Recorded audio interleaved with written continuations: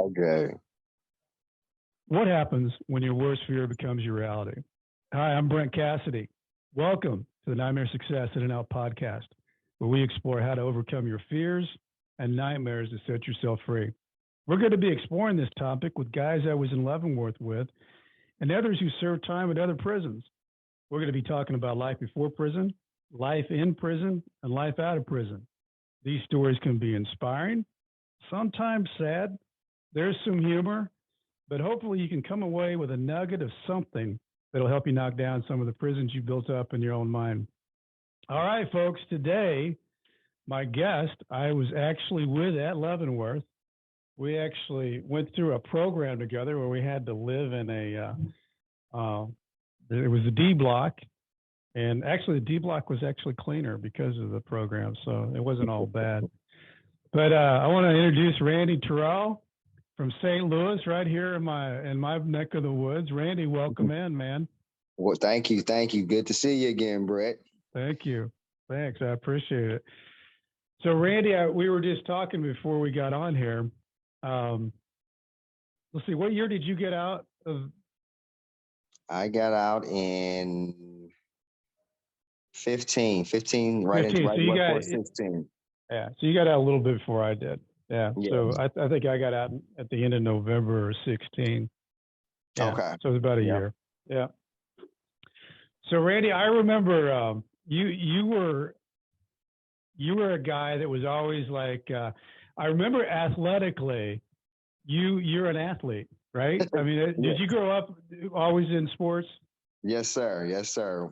Played football all of my life and went to college, played football, and made it to the combine and for the NFL, but didn't get picked up. And then that's when life started as I knew it. Well, let's walk back a little bit, because tell me what life was like, little Randy growing up. I'm one of 6 children. Grew up my mom is from Arkansas. My dad is from Mississippi, and then they moved here to St. Louis and raised us here. And good childhood. Went right in Hazelwood, Missouri. Grew up in Hazelwood, Missouri, and then attended Hazelwood East High School, and just played sports, and both parents had jobs, worked, and great childhood. I can't play. I was the youngest, so I didn't go through the struggles that my older siblings. Yeah, they practiced on them, right? Yes. Because I remember Hazelwood, East, Central, all of them had good football teams. So when you got into sports, did you know, man, this is my deal? Yeah, I was very competitive, and then having 5 older siblings, always, pushing, and you've been the youngest, you got to be. So I was always competitive. So I just fell in love with football and basketball right away, and that's all I just wanted to do all the time. What positions did you play in football? I was on offense. I was running back, and on defense, I played outside linebacker. All right, quick. Yes, you had speed. Sir. Yeah, you don't just accidentally play running back or outside linebacker unless you can catch somebody or get away from somebody. Yes, sir. So you get into high school, things start going good, and then you head to college. How did that whole process work for you? Awesome process, Brett. It was, graduated, and then got a scholarship, went to Monmouth College in Illinois. Star running back there for 4 years, and just always had the, football was where I was going to do, and I didn't when nothing else you could tell me that wasn't, I was NFL was next, and then that's how I was going to, in my mind, provide for my family. That's what it was. And when that didn't happen, that's when life of not making bad decisions kind of started. Like, honestly, I always tell my fiance this, that I really should have something set up for athletes who don't make it, or they had to go through, because it's a serious set of depression that I actually experienced and went through, and made a lot of bad decisions because of it. Well, I think, Randy, I mean, such an honest statement too, because when you are locked in like that, first of all, athletes, when you're playing in the college world, they own you. I mean, that's your job. I mean, you are them, Correct. and you don't think about much of anything else. I mean, Oh, it's almost like you're programmed, regardless, that you're gonna be whatever you can be with that university, and they're gonna take all they can take while they yeah, have you. correct. You're so right.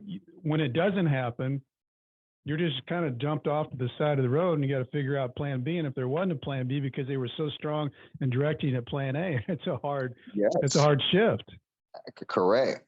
Correct. It is definitely unbelievable. And I mean, there's nothing there. And then here comes the bad decisions to try to, for me to try to provide the lifestyle that I thought I was deserving of and that I Yeah. thought to provide. And that with that came, gambling. But then, you have buddies that did make it.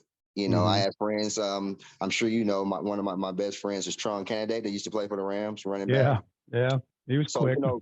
going hang out with him and doing things. Of course, I didn't need anything because of course he'll take care of it. But to try to be perceived in the same way or try to keep up with that same lifestyle, you had to do things to get that money that you Yeah. wouldn't do to try to be on the same level that they're on, and led to bad choices.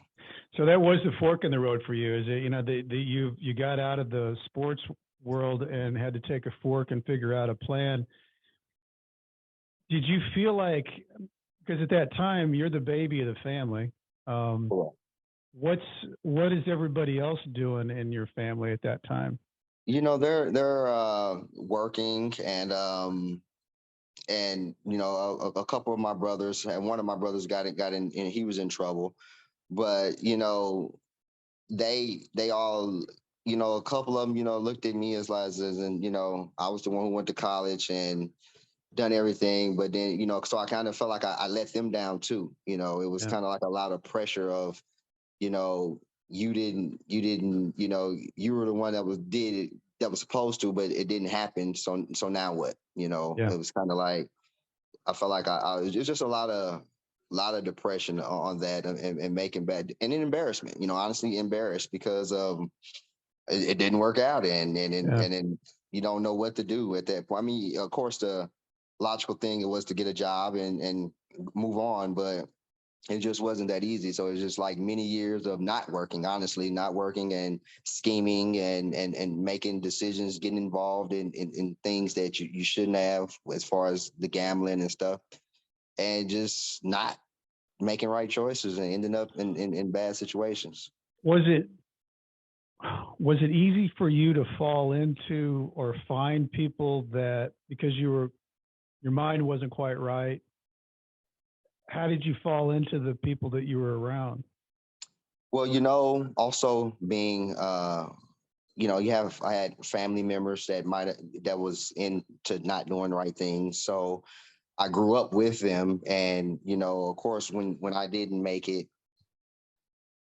it's easier for people to project you into the wrong things, because okay, yeah, you wasn't this top person, so now you just come do, whether it's sell drugs or whatever, just with the rest of us. Now you're just as normal as we are, which I never looked at myself as I wasn't as Right. normal as they was. But a lot of people would love to see you because everybody else was had you on such a pedestal, Yeah. that they would love to now to see you on the same level doing the negative things that they're doing. And Yep. it's just easy to fall into that level.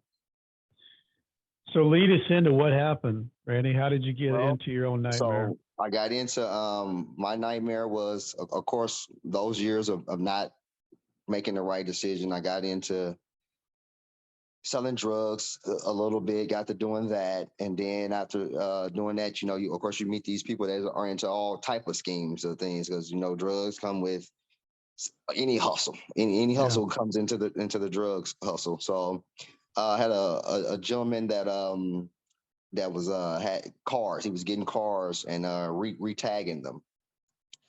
So he would go to a parking lot, say a dealership or something, get the car, because at this time was the time when they would leave those keys things on the car. So he would go get the car and get it and sell it to you for nothing. I mean, I can probably have a 2000 at that time, let's say 2012, 2013 Escalade. I might buy it for $1,000, Wow. but Wow. I go and have somebody retag it with a VIN number that they that might say one that got wrecked at and that's in a junkyard. But you go and they go get that VIN number, put it on that car, get the title made up to it from the old VIN number from the VIN thing, and then sell it to somebody. But now it's $60,000. Wow, that's a good Yeah, margin. yeah, yeah.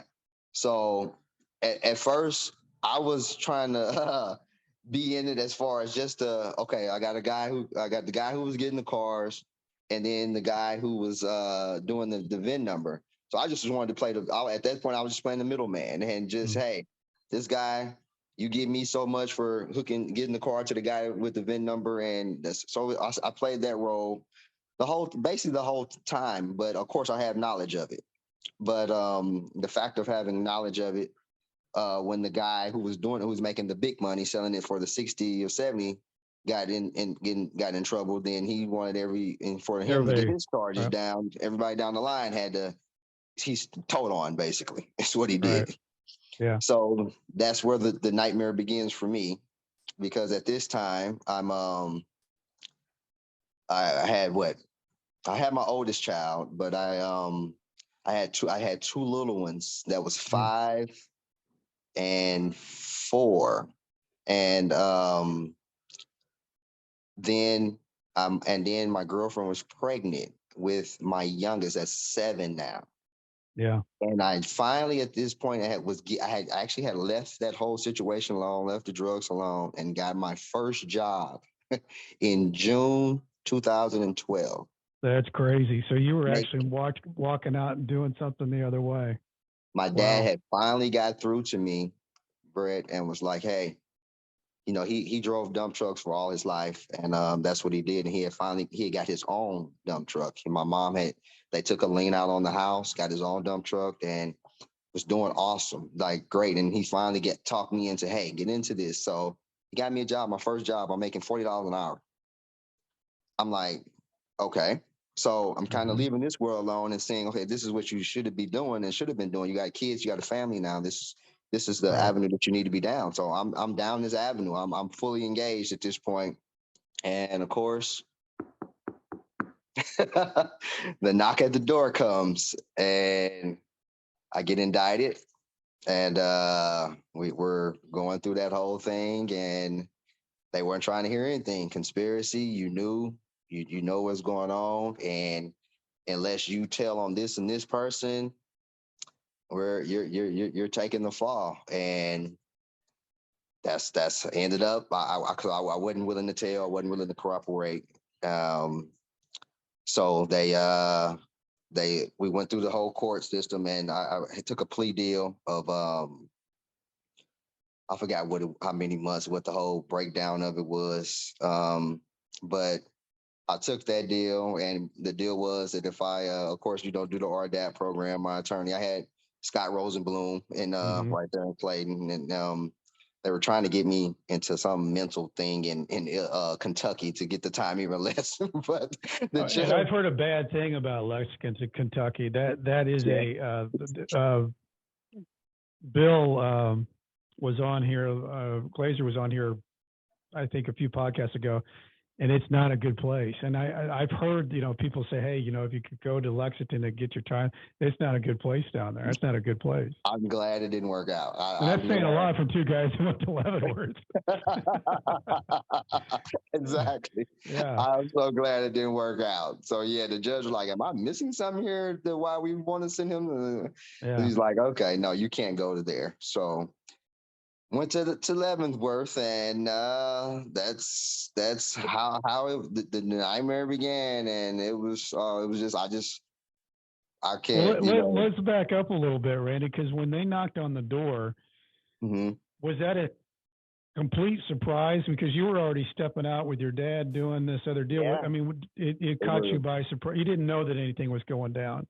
No, it was a complete shock. And the crazy thing was, I couldn't believe it. I was like, what are you guys talking about? I don't have nothing to do with no car stuff ring. And they was like, oh, well, we got your name on this. We got this person saying that you did this and that you provided the cars and that you was getting the titles, knew how to get the titles. And I'm like, really? So when How I long did hired that her, whole process take for you, Randy? When they knocked on a the door to when year, your year?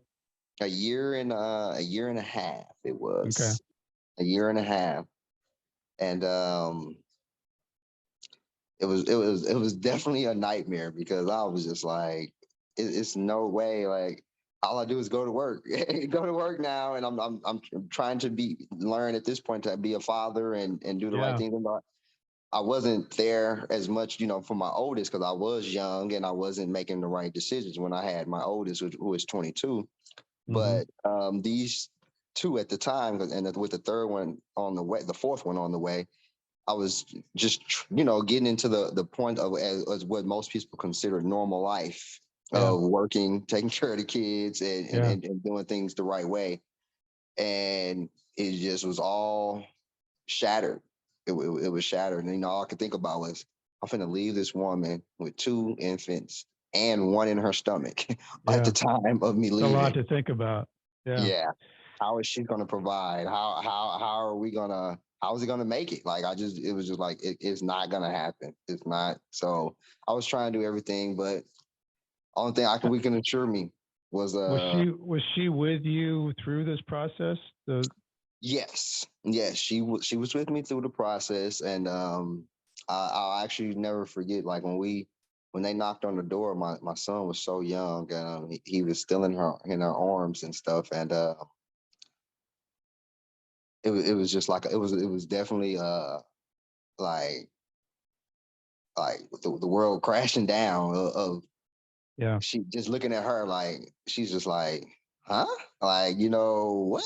With this, I got this infant in my arm right here, and I got another one that's 3, I think, at the time of it originally happening, and I got one in my stomach, and really, like, he's finna leave or he gotta leave. It was just like, oh my gosh.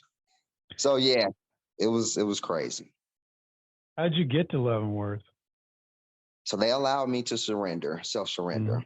So ended up my mom, her, and my two kids. We all got jumped in my mom's SUV, drove me down to Leavenworth. Of course, so hit 70 heading west. I can remember it like it's yesterday. Stopped in Columbia. This time, my two kids don't, you know what's going on. Right. They don't know where they're going. No, it's crazy Yeah. because I still get emotional just thinking about this. It's Yeah. crazy. It's really crazy.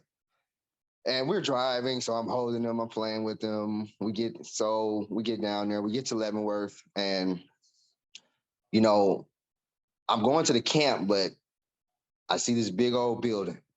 And I'm like, whoa. It's like, this is where you're gonna be? I'm like, man. And And for then those people who haven't seen Leavenworth, it looks an awful lot like Shawshank Redemption. yes, It really yes, does. I mean, they built it in 1879, I think, 1879, 1875, and it's just that old looking. I mean, yes. it's really intimidating. It is absolutely crazy. It is amazing. It's very intimidating. Very. So So you yeah, had to go out, stand at that gate. no, yeah, I'm in the parking lot and I'm like, Yeah. so I'm saying my goodbyes to my mom. Actually, and my niece was in the car, and I'm saying my goodbyes to them. And so I say my goodbyes to my daughter, and they're like, where are you going? I'm Hmm. like, well, daddy had to go in here for a while. So then my son, he's got to be 2. I think he's 2 at the time, one or 2. And he can see like the tears coming down my eyes. Yeah. And he wipes them. He said, Dad, what are you crying for? And I'm like, I gotta go. And then and so that heart broke me. I never ever will want to ever like do that to them ever again, ever. Hmm. That is like a divining and breaking moment that I never ever will do, ever, ever will put them in that situation to not be here to provide for them. Mhm. So I go in and I check myself in, them doors slamming, but I never forget the noise of that door slamming behind me when I check myself in. And It's it was weird, and crazy. Randy, isn't that a weird feeling? Because I think it almost feels like that you can feel your freedom coming off of you when you hear those doors slam. You walk through that fence, and it just feels different every step you take. There's Yeah, something that happens that transforms you as you get to inside the bowels of that ugly building. yeah, That you yeah, feel different. You feel a yeah, lot different. yeah. It was a crazy feeling. And so the gentleman, as I go in, I had my I thought I can bring in the pictures that I want to put on, inside of the thing. And I actually had my cell phone. And I just thought they'll just keep it in the, in your belongings and give it back to me whenever I got out. Well, you see on TV. Right, right, right. So he's like, "What do you think? You going on vacation?" And I was like, "No, I just thought you could keep it." He's like, "No, you need to get back on the phone." It's kind of crazy. He told me you need to get on the phone and call them and tell them to come back and pick it up. So it was kind of like a double going through everything again because I You actually went had to through it call them. again. I I got never to get talked to anybody who's done that again. let back out, go back out to the car all Oh over again. man. It was like, oh man. So yeah, it was a Mm. crazy thing. So I go through that whole emotion again and go back in, and then yeah, they finally take me on in, but I still at that point never realized that I wasn't going to be in that building. I Well, thought, yeah, let's talk about that, Randy, because I think that is also just a hazing period all in itself because everybody goes into the big house regardless of where they're going. right. But your immediate thought is, do they all have it together? They know where I'm supposed to go because they put me in this cell here, and it feels like this cell I could be here for a while. Right. Yes, It's just like I could be here for 3 or 4 years if they just forget to open and close this door. man, yes, How long absolutely, were bro. you? How long were you actually in the bowels of the basement of that place? Which is Probably was, I'm gonna say about 3 to 4 hours before. exactly those are long hours because Yeah, you don't know and they won't tell you. You don't know if you're going to be there for an hour or an hour and a half or four right. days or 4 years. Yeah, I don't know nothing, and of course they don't tell you anything. They don't say a thing. They don't say a thing. All they do, which was once another thing, right away, strip down, take your clothes off, and do all the other things that they Yeah, have you to do. got to prisonize you. Right. I'm like, oh wow, here we go. So yeah, and then they put you in a room by yourself, and you just sit there, and you don't know Yeah, what's next. You prepare yourself for okay. Now I have to be. Of course, you got all the stories before you went of what you should do, what you should not be doing, and how to conduct yourself. So you gotta put this, get yourself and set in that mind frame of okay, this is what I'm here now. Here we go. I got to prepare myself to what it's going to be. So just sat in that room, and then finally they come and pick you up, and then I got in a van, and they took me. We drove down. I'm like, oh, as you ride down that street, you're like, okay, this looks better. This this is better.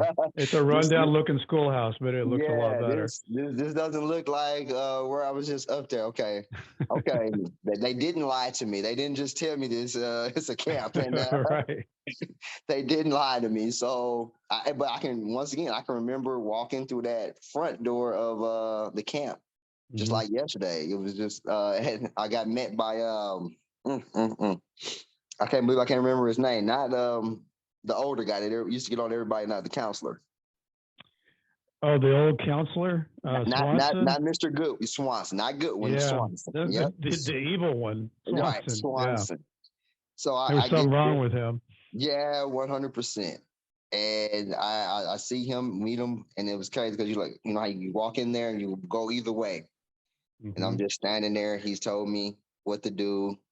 And if you forgot, we were actually in the first dorm together. Me and you, we were in That's right. A two. A1, Yeah, A1. yeah, yeah. A1, A2. Yeah. Yeah, we were in there together, and they walked me up there, and showed me where my bunk was at, and I I just laid down. I laid down, and I laid there for hours. I probably slept all the way through to chow, of course, till they came and done the count. 'Cause I didn't realize what count was. So that was the first time I got the hey, get your bunkie up thing. I'm like, Uh-huh. what is this? What are they talking about? So then I stood up for that, and I didn't even go to chow. I just lay there and just found myself unconsciously reaching for my cell phone on my hip for days. Hmm. I've done that for days, thinking that I can just grab this phone and call. And it just was crazy. Just that was yeah. What were you like, Randy, when you got there and you're laying there and realizing this is it? And for those talking about where Randy was at that point, you're just in this huge dorm. There's probably, I think, 50 bunk beds, and there's ugly metal uh, lockers, and you got a plastic chair. That's your world. Yes. And then you've got this, the bathroom that's in the middle there. I think there was three showers, three or four toilets, three or four urinals, and about six or seven sinks, whatever. That was it. Yeah. That's what your world is shrunk down to. What did you? How did you think you were going to handle or be a part of what your strategy was to get through such a different environment? I at the time I just didn't know. But being, of course, and that's why I actually preach this to my son and to little kids when I coach football is uh, sports actually kind of prepared me for the situation. Yep. Uh, being adapting to the moment, Hmm. adapting to the environment of going to different camps of football and basketball. So you in that dormitory setting Hmm. and having to just be aware of your surroundings is kind of how I approached it for me to make it was okay, you've been to these camps before and where you guys had to stay in dorms with these bunk beds like this and things like that. And you know, so that's the mindset. Once I got there and I seen the setup, even down to the bathroom, down to having to shower, same thing Hmm. as going to camps and stuff. So that's how I approached it with that. But of course, I know I wasn't dealing with the same type of people and environment. But I just always was aware, and I'm kind of a disciplined person as far as Well, you had to be being in sports. To be yeah, any good yeah, in sports, you got to be disciplined. right. I think that's an interesting analogy, though, because I kind of felt the same way. Because I think sports gives you, I played a lot of basketball growing up, and going to the camps and having to get and adapt to the people around you, and playing the sport itself. You're as good as you are. Right, People right, accept you. If right. you're good, you can kind of get accepted in. And as far as people reaching out to you, did you have anybody that said, "Hey, I'm going to help you, Randy, kind of get adapted to plugged Yeah, in to this yeah. world?" When I came in, of course, normally it's people that are from your city. They Hmm. find out where you from. They come in and they try to say, hey, if you need anything. So it was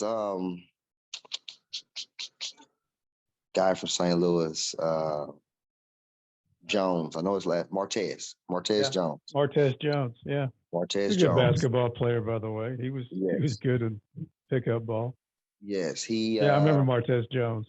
he took me under the wing and it was like, hey, I got this in my locker. You need this. Just let me know. This will get you through.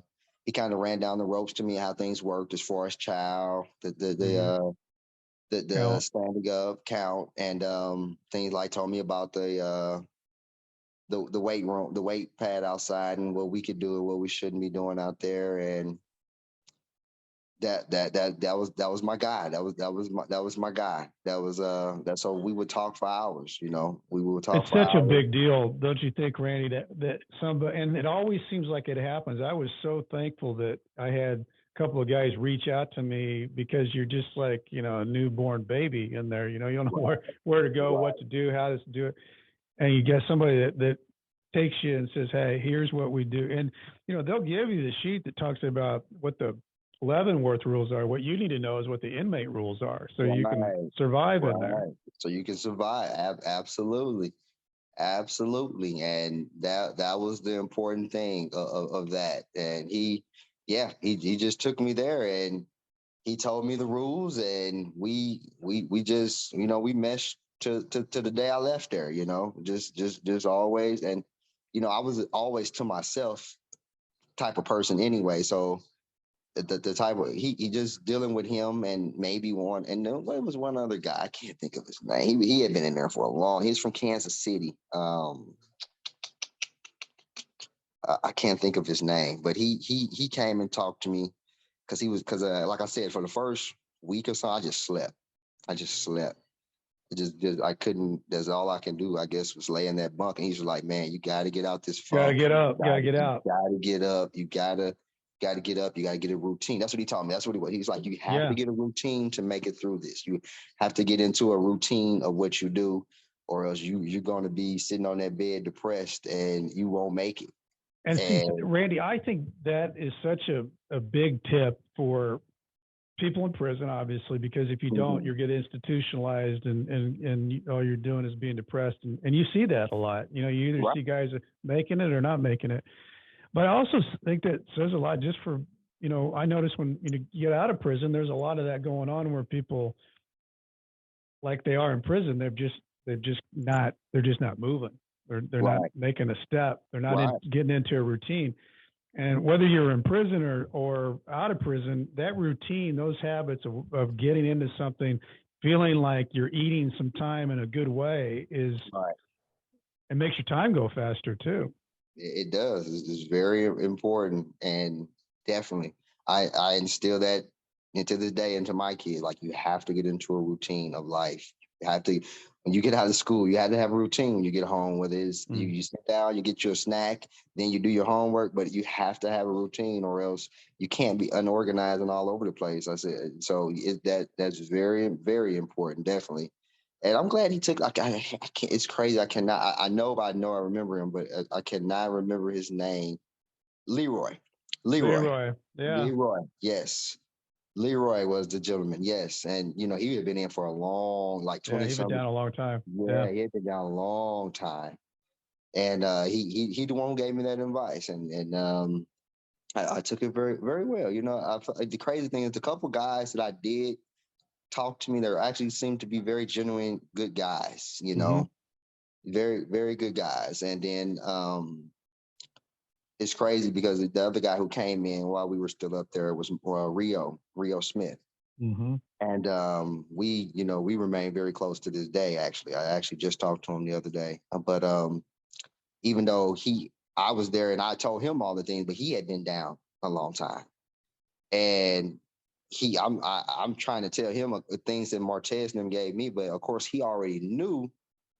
But then he ended up being the one able to give me advice because he had been down 15 years, yeah, and but we built a bond that a lot of people build bonds in there, but once you get out, you don't never talk to him and see him ever again. right. But me and his was a little different actually, and it's because he was just genuine people. Everybody when you go in there, you can make yourself what you kind of what fake people do on Facebook. They can make Exactly. themselves what they want to be if you don't, if you don't know that Everybody's a that's millionaire and a professional right. athlete, right? Right. Yes, Yeah. yes. So it's just so crazy, and I tell my fiance this. I say, man, if you don't understand, you in prison, people can be in the camp. I don't know about the real big Yeah. house. Rio say at the big house is a little different. They got to show your paperwork or whatever as they hmm call it. But at the camp, oh, we had 1,000 millionaires, professional athletes, and just anything. So it's just amazing Well, how that story goes. it is, but I think one of the things you bringing this up, I think it, people ask me, like, what was the biggest surprise, going into prison, and you know, whether you're talking about the facilities or whatever. I think the biggest surprise to me is that there were some really good guys that Hmm. from day one that were there to help me get into whatever this new world was. And I think you kind of run with 2 to 4 guys to get you through because that's just Right. kind of how you do it. But Right. um, yeah, I was surprised about that. What you see on TV and how these inmates and they're just horrible prison creatures. Right. You get in that world and you realize there's some people who, bad fork in the road, made a bad mistake, but they're trying to get by. They're trying to Right. get back out and trying to make, and Correct. that's why I think the whole second, chance of getting out, it's so narrow of what people have as a misconception of these people who've served time because a lot of these guys they're not going to go back and do that. They don't want to go No. back and do that. No. They just want a real chance to get out and go. And the reason why you end up with so many guys that are back is they don't get that chance, and so they fall back into the wrong thing again, which is Exactly. unfortunate. Definitely. Yeah. Definitely. That it is definitely unfortunate. So Then you end up, Randy, and I mean, you go through. We both went through the RDAP program, which was the only way in the federal system to get a year off. yeah. I think it was 9 months. We all lived in the same place, and it was you had your rational thinking skills and all those different things, but Yeah. you did get through it, and Yeah, I got through it. I definitely got through it. The crazy thing is, Brett, I had a nightmare inside my nightmare. yeah, So a lot of things. Only one person, maybe, of course, my family, as far as my fiance and Rio knows this story here. So while inside of Leavenworth, I had a pending case dealing with the same situation that was in Kentucky because I okay, got pulled over while I was in Kentucky in one of the vehicles. I had went to court for it, and it wasn't never resolved. So when this came up here, they sent me to Leavenworth or whatever. So I couldn't get into the RDAP program because of the pending case in Kentucky. They yeah, wouldn't let me in. So I talked with what was the guy's name that ran the RDAP program? Doctor Wells. Wells, Dr. Yes. Wells. He was like, well, because they was needing people. He's Mm-hmm. like, well, I'll let you in pending that situation. And you'll get to, of course, if you don't get it solved, then you can't get the time off. So I'm like, I'm good with that because the sooner I start, the sooner my time can Right. start. Because my understanding is the situation is getting taken care of. Mm-hmm. Turns out, my counselor, can't remember the lady's name. She got mad at me because I went and talked to Dr. Wells It's probably and Alexander. Miss Alexandra, yes, Yeah, she's a and kind of she witchy woman. decided not to let me in, and with him from not to let me in. I was like, really? So we went through this whole thing. So I missed like 2 start things. We went through this whole thing. Now, mind you, at the same time, I'm trying to handle this case in Kentucky because when I talked to the guy, he's like, well, what we're going to do is we're going to leave this case here. And then when you're done there, we'll pick this, we'll handle it. So they basically wanted to run consecutive. Mm-hmm. So I'm like, well, that's not going to work because Dr. Wells said that's not going to I got to happen. get this now, right? Right. I got to get this situated now. So, but imagine being, of course, you know how it is in there. You only get 15 minutes on the phone for per phone call. You only get certain amount of minutes time handling this. So it was not happening. It just was not happening. I couldn't put this pressure. I was trying to put not pressure, but my mom to make these calls, but they don't know who to call. They don't know what's Right. going on, what attorney you're trying to reach in Kentucky, and people Yeah. can't physically get here. So it was just like I'm living like another nightmare night. I'm not going to get in this program. I'm not finna.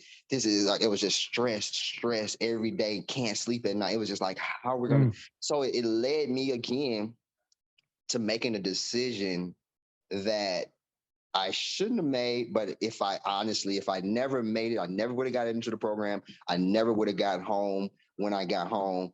And that was to get a cell phone inside of Leavenworth. Yeah. It was crazy. So at night, I used to literally, when I used to work on the thing, I was to sneak out at night and make phone calls to try to get that situation. And that's the only way it got handled. I finally found an attorney that could handle it.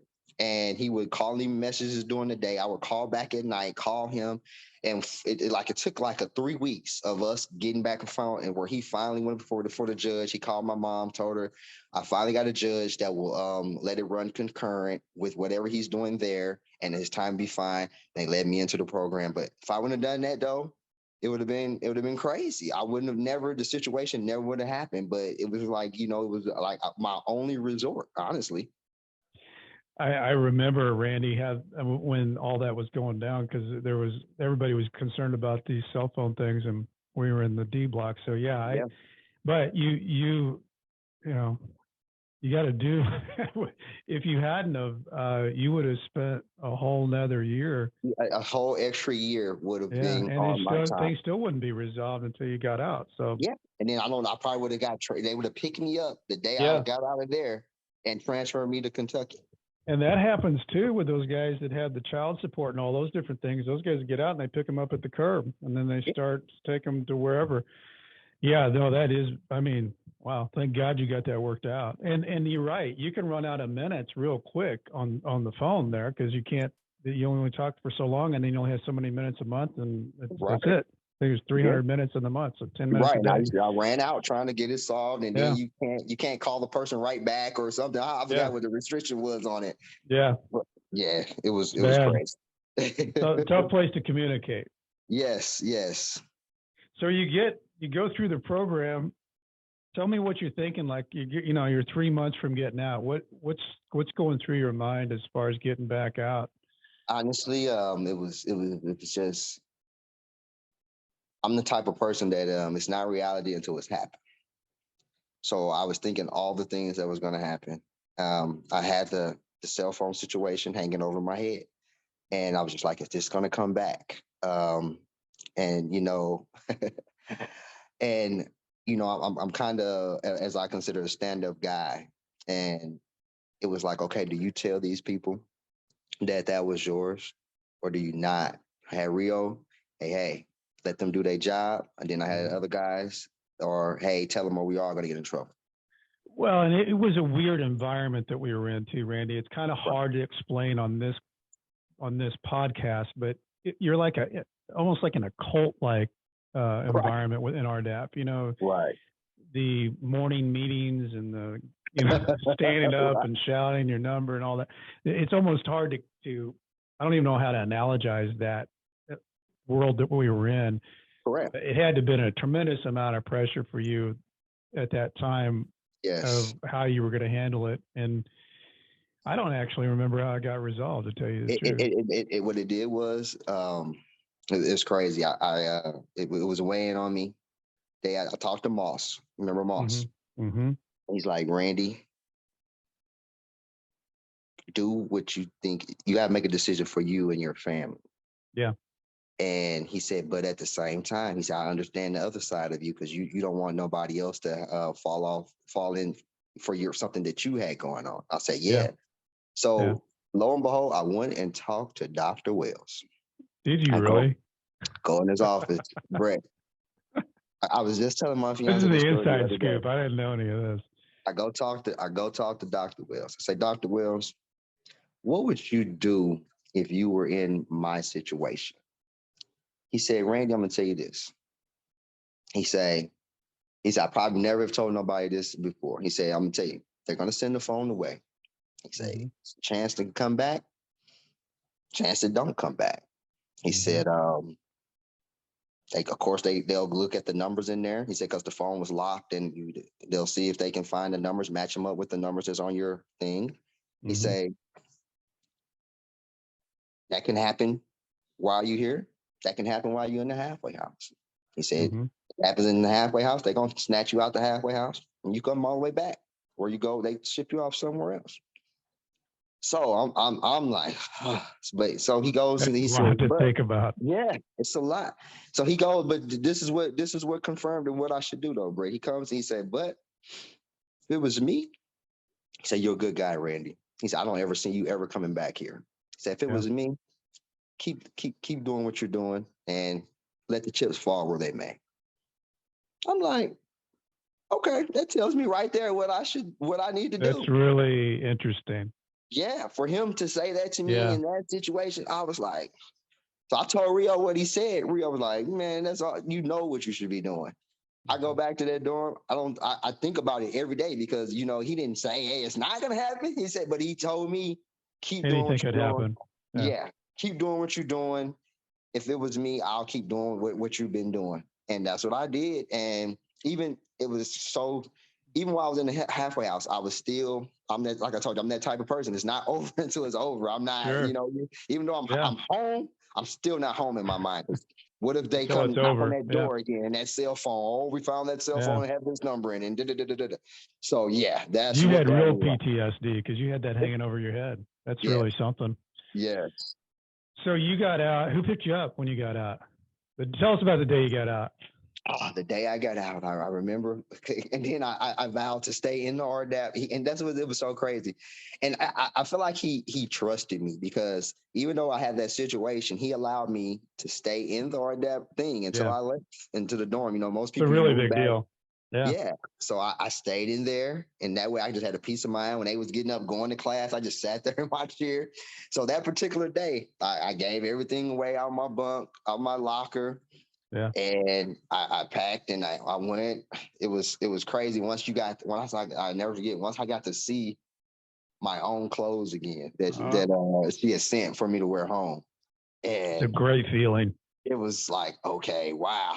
I put that on. I walk down the hallway, go to there, get my stuff, and I was just standing there waiting. And I wasn't catching of course, I wasn't catching the bus like you tell them that you're going to do. I had her meet me at the train station with the kids in the car.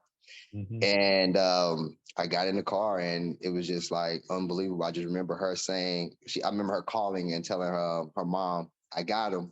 I finally got him. We're on our way home. And it was just, she handed me my cell phone, and I'll never forget that ride. My kids were just all over me the whole ride home. And it was just, we just rode home, and to me, it wasn't enough time in the world, like for that ride home, and stopping, being able to get your own food and everything. Which you were my Snicker guy, though. I remember, I was very disciplined in there. I never ate any candy, any bread, anything. But when I want that one thing, I would come to you and would get a Snicker, though.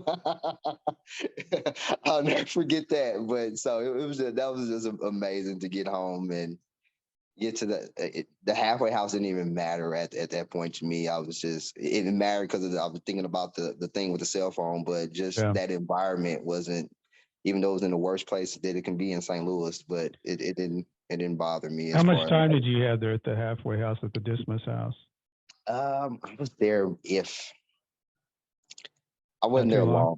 I wasn't there long, Brett. They let me, the guy was like, because the day because I got my job, held my job for me that I had. So I had a job the day I got there. That's great because that's the way to get out of there. Because if Yes. you aren't, they'll lock you down. A lot of people don't even think about the halfway house is in some ways more locked down than Leavenworth. That you can't get past that front No, glassed in area unless you got a pass. no, it sure is. And yeah, and no cell phone, same thing, none of that. Right. So, you're out, but you're not out. You're out in a worse situation. Right. So In a bad neighborhood.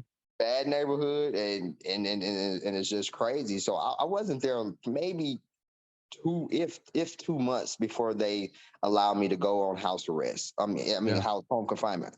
Right. So I did that, and I just did that, and I was just working. It was crazy. I was working so much because my job was like I said, was waiting for me, and I was working so much that they didn't want me to work because it was so much. Like my hours, I literally had to stay out from 9 a.m. From 6 a.m. to 9 p.m. And they was just like, that's just too much. That's just too much. Mm-hmm. You're making me free. They're referring you, and they didn't like it. And so my boss told him, like, hey, I can I can let him work like he's working because we need him, Mm-hmm. or I can let him go until he's done with the situation. My Mm-hmm. my probation officer wasn't sure. She called down like, we're not having that. Like, Yeah. if he can account for his time and his paycheck show this is what he's doing, And this is that's what we good. need. This is what we need to do. This is we're she's like, you make more money than 90% of my case. I'm not gonna put you in a failing position of that Yeah. situation. That's a good So it was officer, good. It though. was good. Yeah, it was so great to have her Hmm. stick up for me for that situation. And the owner, is so crazy, Brett. After I got off everything, we done the parking lot for the Desmond House, and he No came kidding. outside and he was like, "Wow," he said, "It's good to see you." He said, "I knew I would never see you ever again anyway." He said, "I could just tell how you carried yourself and with the things that you did." He said, "I knew I would never see you again." I said, "Yeah, you ain't never worry about me, man. I had bed bug bites from in that place. It was Oh, it's awful. Place is crazy, terrible. man. It It was was bad, unbelievable." dirty, everything. Yes. I mean, So it yeah, was worse than. I mean, it had air conditioning, but it was worse than Leavenworth as far as work this hands facility. down, hands Hmm. hands down. Yeah. And it kind of it broke your routine of me building that routine of working Yeah. out, and Yeah. it just I didn't know what to do. It was kind of like, oh, you got to get out of here, Yeah. got to Yeah. get I out. totally, and you did the right thing, man. Getting out of there. That's the only way to get out of there is to have a job, get a pass, and don't come back until Right, it's time that right. you can't be out any longer. Yes. So, Randy, tell me, man, what's going on now? Bring us Now, full corner up front. yeah, just now, just enjoying enjoying my kids. Yeah. Like I said, just living life fully for them. And I've my youngest, me and my youngest, because she was born while I was inside. Yeah. So I And that actually had had to to be listen. wild. I had to listen to that on a phone call at Yeah. Leavenworth of that happening. Wow. And so building a relationship with her, and and that's been, it's difficult because my other two, we had that bond and that me being there. So she always feels slighted because she feel Mm. like I'm closer with them than I am with her. So that's also a situation that because of that Leavenworth situation, that it was hard at first, but now we're finally, and it's been 7 years. I've been Yeah. out 7 years September, but um, she's starting, I guess, to feel the bond that I have with the other two, and of with her, and not feeling slighted of my love and stuff like that. So that was definitely a transition, and hard on both sides, Yeah. of the stuff. So just that, and working. I've been same job, been now 10 years last month. I've been on that job 10 years last month, and just bought a new home about a year ago now, and That's just awesome. being I, happy.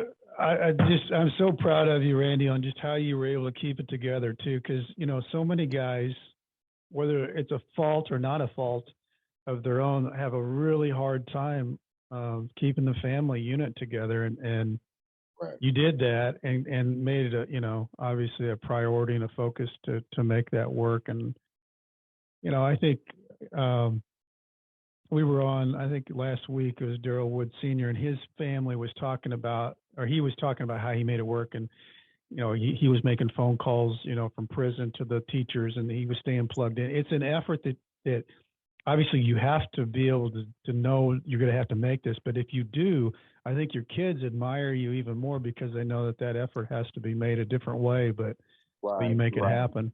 Yeah. Yeah, yes. My kids ask me all the time. So, Dad, what was? Because I always I'll never say I went to prison. I always say I went to camp. I had to go to camp. Yeah. Right. I had to go to camp. So they are, So now they're the older two. They're the 12 and the 10-year-old. Like, so, Dad, why did you have to go away to camp? Like, well, what was that about? So I try to, I tell them, I was like, Daddy made a decision that he shouldn't have made, and that's what took me away, and I had to go. They was like, yeah, Dad, we don't ever want you to go away again. Hmm. I'm like, yeah, I don't ever want to go away again. No, they probably don't want to ever go to camp. Right, Any camp. right. And that's what they say. So it's awesome though. It is like I couldn't ask for any more as far as still being able to be a father to them, and even with my family, having all my brothers Yeah. and sister here just this past weekend. Because, like you said, to come from, it wasn't a dire situation. I'll never over exaggerate the situation of Leavenworth, but it definitely was something that could have broke you to the point to where didn't get back on your feet, or you just stayed in a rut and allowed to say that society didn't allow you to come back home and make it, or Yeah. take opportunities that are in front of you. Yeah. So, Randy, I think, what do you think out of everything that you've been through, for everybody that's listening out there, what do you think your biggest takeaway is from all that you've gone through? Because I think you come out different. Like you just said, you're definitely different than when you went in. But what do Right. you think the biggest takeaway is for you through going through all this? The biggest takeaway for me is, and I actually just told my fiance this the other day, is we was talking about it, because she's like, you finally shared. I never really talked about specific stories inside of Leavenworth. I Yeah. just might be general about it. And I said, what I take away from it is, I learned that nothing comes before family, and that a man should be there to provide for his family, and that um, getting money the correct way is more, and being able to lay your head down at night and not worry about that knock on that door is more important than anything. I don't care if you can't pay a bill or something. It's better to get up and go to work and know that check that might come at whatever day it comes is going to come, and then instead of somebody knocking on that door and making the bad decision. I mean, it's nothing. It's nothing like that peace of mind, and knowing that you are physically there to take care and help your family and your kids, instead of having to do it by the phone or whatever, because Yeah. Well, you nothing appreciate replaces that. your presence. Nothing can replace your presence Yeah. of being there. So but I also tell her I never will take away the fact of going through that, because I feel like it changed me to make me the father that I am, and to respect what needs to happen, and in the household and everything. I would never, if I didn't go through that, I probably still would be the person that I was prior to that, making the wrong decisions. So Yeah. I Wow. never would take that away, ever. That's deep. That experience was needed, and I would go through it again if it would help me be the person that I am now.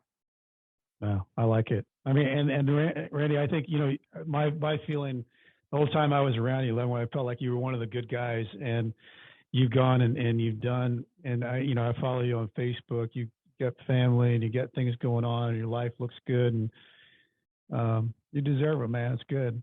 I like it. I appreciate it.